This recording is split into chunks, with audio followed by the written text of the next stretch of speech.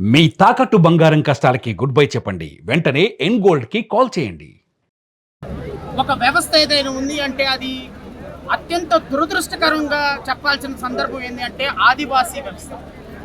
ఈరోజు ఆదివాసీ సోదరులకి సోదరిమణులకి ఈ రోజు వరకు భారతదేశంలో కానీ ఆంధ్రప్రదేశ్ రాష్ట్రంలో కానీ తెలంగాణ రాష్ట్రాల్లో కానీ జరుగుతున్న అన్యాయం అత్యంత తీవ్రమైనటువంటి అన్యాయం. గత ప్రభుత్వం 2020 సంవత్సరంలో ఆదివాసీలకు సంబంధించినటువంటి 100% ఇచ్చే రిజర్వేషన్లు ఇచ్చేటువంటి జీవోఎంఎస్ నెంబర్ 3ని ఆంధ్రప్రదేశ్ రాష్ట్ర ప్రభుత్వం గతంలో పనిచేస్తున్నటువంటి 2020లో పనిచేసినటువంటి ప్రభుత్వం సమర్థవంతంగా వాదనలు వినిపించిన కారణంగా ఈరోజు సుప్రీంకోర్టులో ఆ కేసు ఓడిపోవడం జరిగింది. 2024 జనరల్ మేనిఫెస్టోలో ఇప్పటి ఎన్డీఏ ప్రభుత్వం గౌరవ ముఖ్యమంత్రి చంద్రబాబు నాయుడు గారి ఆధ్వర్యంలో నడిచే ప్రభుత్వం మేనిఫెస్టోలో చాలా స్పష్టంగా చెప్పారు. 2024 జూన్ 11 తర్వాత ఏర్పడిన ప్రభుత్వం ఆదివాసీలకు సంబంధించిన జీవోఎంఎస్ నెంబర్ 3ని పునరుద్ధరిస్తామని జాయింట్ మేనిఫెస్టోలో పెట్టినా కానీ 2 సంవత్సరాలైనా ఇప్పటికీ జీవోఎంఎస్ నెంబర్ 3 మీద ఏ విధమైన స్పష్టమైన ప్రకటన చేయడం.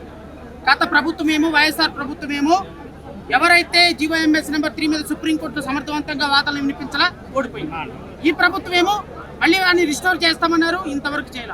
ఈరోజు ఆదివాసీ బిడ్డలు ఉద్యోగాలు లేక వాళ్ళ ఉద్యోగాలు వేరే వాళ్ళు దోచుకొని షెడ్యూల్డ్ ఏరియాల్లో ఇంతవరకు 1/70 యాక్ట్ ప్రాపర్గా అమలుపరచక 1,40,000 ఎకరాలు అన్యాక్రాంతమై షెడ్యూల్ ఏరియాల్లో నిరుద్యోగులుగా, చిన్నపిల్లలు నిరుద్యోగులుగా, పేదవాళ్ళు నిరుపేదలుగా ఇంకా ఇంకా ఇంకా ఇప్పటికీ మారుతున్నారు. సరైన వైద్య సదుపాయాలు లేవు, విద్యా సదుపాయాలు లేవు, కాలేజీలు లేవు, స్కూల్స్ లేవు. స్కూల్స్ ఉంటే వాటిలో టీచర్స్ లేరు, టీచర్స్ అందరూ బయట వాళ్ళు వస్తున్నారు. ఈరోజు ఈ సమస్యలన్నింటినీ కూడా ఏకకంఠంతో ఉద్యమించడానికి ఇక్కడ ఆదివాసీ సోదరులు వేలాదిగా ప్రజెంట్ అయ్యారు. ఈరోజు ఐటీడీఏలో జరుగుతున్న అక్రమాల మీద కూడా, ఐటీడీఏలో జరుగుతున్నటువంటి ప్రతి అక్రమం మీద కూడా ఈరోజు గిరిజన విద్యార్థులు, గిరిజన బిడ్డలు తిరగబడుతున్నారు. ఖచ్చితంగా రాష్ట్ర ప్రభుత్వం స్పందించాలి.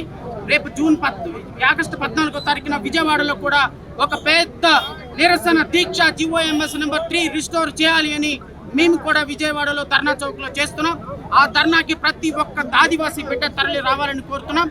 ఈ రోజు ఆదివాసీ జాయింట్ యాక్షన్ కమిటీ ఇచ్చినటువంటి పిలుపుని అందుకొని వచ్చిన వేలాది మంది ఆదివాసీలకి సోదరులకు అందరికీ కూడా నమస్కారాలు తెలియజేసుకుంటూ ఈ ఆదివాసీలని ఏకతాటి మీద నడిపిస్తున్నటువంటి మా ఆదివాసీ జేఏసీ యొక్క చైర్మన్ గారిని ఒక 2 మాటలు మాట్లాడవలసిందిగా కోరుతున్నాం.